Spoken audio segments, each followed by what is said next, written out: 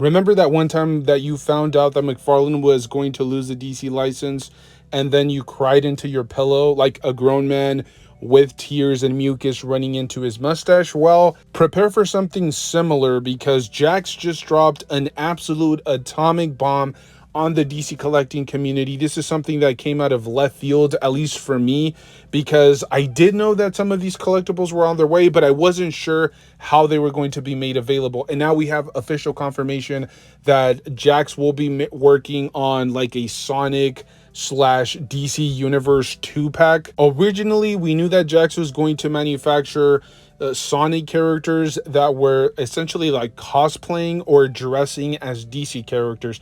That we heard about like months ago. We had plenty of time to plan out for those things. Personally, I had my eyes on them, not just for myself, but my kids. They absolutely love Sonic, so it was definitely something that was going to be on our radar. But now we do have official confirmation. They will be offering 2-packs, so you'll get a 2.5-inch Sonic character that is cosplaying or dressed as a DC character, and then you will be getting a 5-inch DC action figure. And mind you, this isn't just a regular like articulated DC action figure. We have seen a lot of those from Jax in the past. Well, not DC characters, but just characters in general. They do work on like Super Mario, so we've seen like Luigi, Mario, Peach, so on and so forth. We've even seen Bowser at similar scales, Donkey Kong, we've seen Zelda, we've seen Link, just the list goes on and on. Metroid. They make these like semi-articulated 5-inch characters, and I would honestly be offending the community if I didn't mention that they also work on the Simpsons line.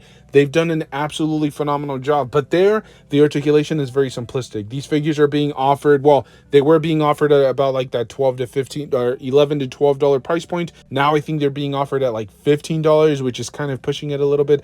But this particular 2-pack will come with like heavy articulation for the figures, at least heavy for Jax standards. Just as a perfect prime example, you do have the Superman and Knuckles 2-pack, and I already mentioned this, but I'll reiterate it. The Knuckles will be cosplaying as Superman. He'll have the entire outfit and the color tone matching Superman, and obviously Knuckles will have the more basic articulation. However, according to the description, Superman will have 27 points of articulation. That's mind-blowing. That's like almost DC Multiverse McFarlane level of articulation. From what I can tell, I'm just going off of the promotional images, they're gonna have like double knees, they're gonna have a mid-torso articulation, like butterfly joints. They're almost nearly non-existent, but they're still there, so there's gonna be articulation all around. Now, it is worth mentioning these are a smaller scale, so I'm going to assume that McFarlane made Jax move their scaling a little bit, retool some things to make these figures a little bit smaller,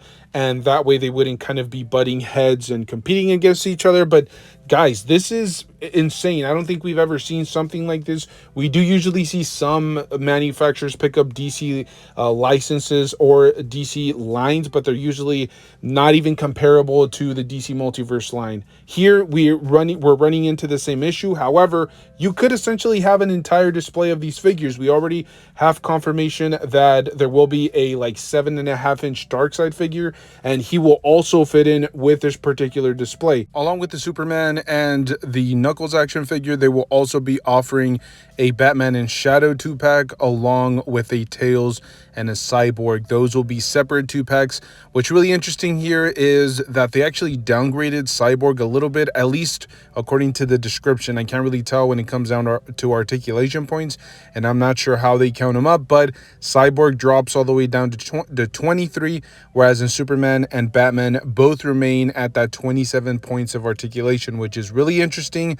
I'm assuming that it had to do with maybe Cyborg's sculpt work. They didn't want to break up the figure too much. They figured they would rather have, more consistent sculpt rather than break it up just for the sake of articulation. Jax is not really known as a manufacturer that prioritizes articulation, so it would just make perfect sense for them to focus in more on the sculpt rather than the way the figure is going to pose overall. On a side note, it is worth mentioning that these 2-packs and the character selection for them was absolute top-notch. I know that it's technically based on the source material, which features, well, it's based on a comic book that features Sonic crossing over to the DC universe, but still, it just makes so much sense, right? Like the flow of these team ups, Shadow with Batman, they're both dark, gritty characters with, a pretty troublesome past. And then you have Cyborg with Tails, they're more of like the tech savvy character. So I just love that they fit both aesthetically as well as like the defining characteristics, their personal traits. I think they make perfect sense together in a 2-pack. Now, there is still so much to talk about and dissect here because, well, let's talk about the figures themselves and the elephant in the room. And that is, number one, well, I should say there are two main talking points here. Number one, the figures do not come with any extra accessories, no stands, nothing crazy like that. And we're definitely not used to that from a DC action figure line. Even if it's like Spin Master, they'll usually throw in some really cheap, crappy accessory, but at least there's some extra thrown in there. Now, I think that is factored into the price point because these 2-packs will retail for $20. So that's a phenomenal deal. It's a great price point, and I understand why they didn't throw in extra accessories. However, personally, I would have been okay with paying the extra $5 to $6, maybe $8 just to get some extra accessories for these figures, because I'm not sure how well they're going to display without some proper accessories and weapons and things of that nature. Let's not forget, almost every other line in the past has been a completely different scale. Like even Mattel, which is closer to these action figures, they still had most of their figures well over 6 inches, or the accessories are still going to be too big. Spin Master is far too small. I think most of their figures are like 3 to 4 inches tall.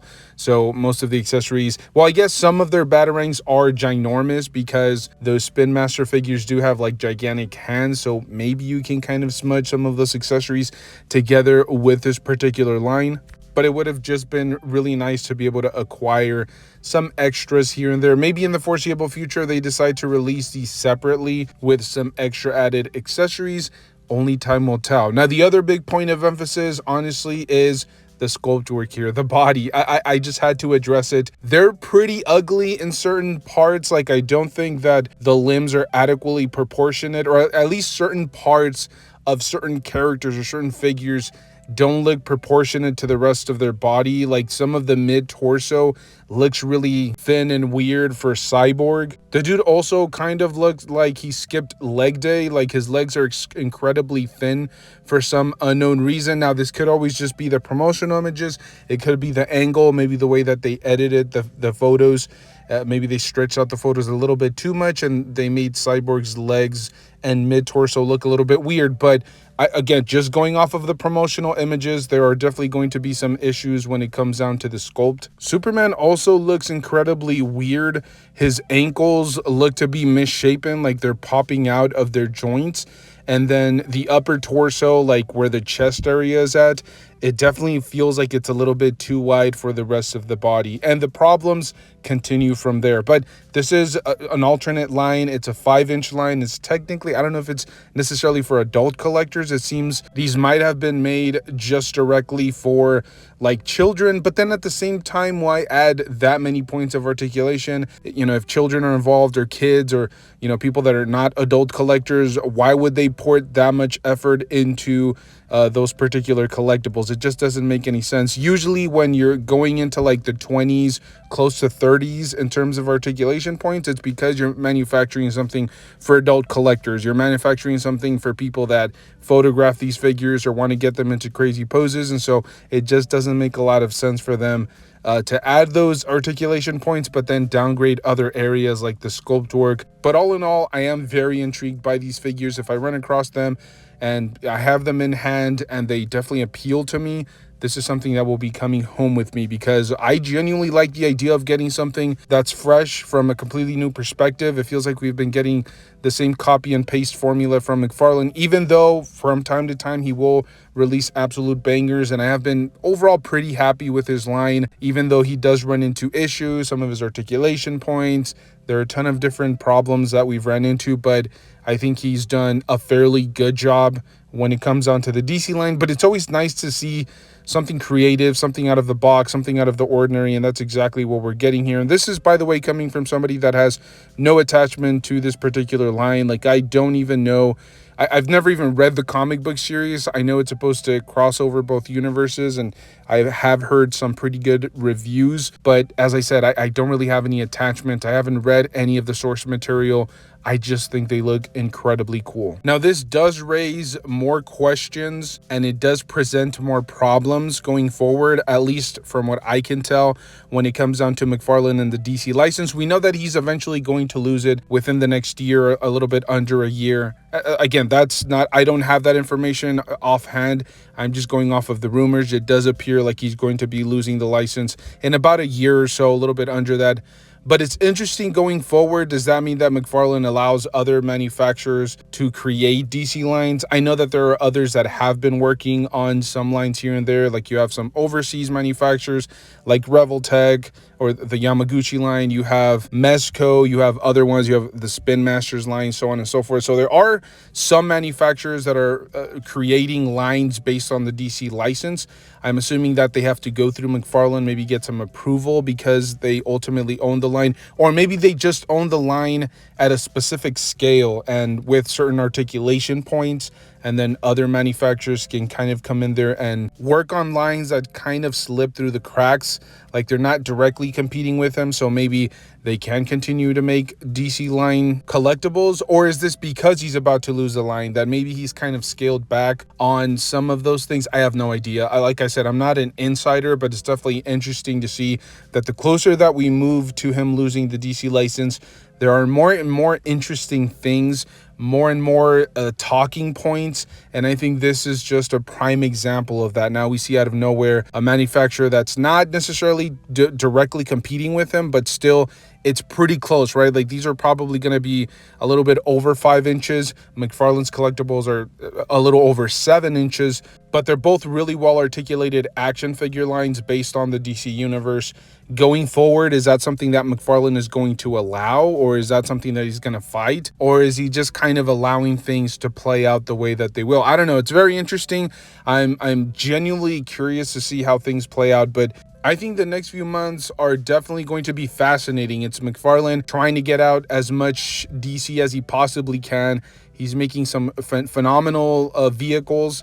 He's making iterations of characters that we never thought we would see in action figure form. He's going out with a bang. I've said it before. There are times when I'm a little bit disappointed with him, but he's just doing things that are really interesting to me. And Jax is also out of nowhere kind of throwing their hat in the ring. Who knows? Maybe in the foreseeable future, this is kind of them establishing that they can make articulated action figures. Maybe after Mattel decides to lose the license, maybe Jax decides to move into manufacturing DC action figures, or maybe this is an opportunity for them to like perfect their articulated body molds, and maybe they throw their hat in the ring for something else, maybe not DC related, but if other companies see that they can manufacture like pretty well articulated action figures, maybe in the foreseeable future they start to do something similar to that, you know, articulated 5-inch figures for another franchise. We'll see.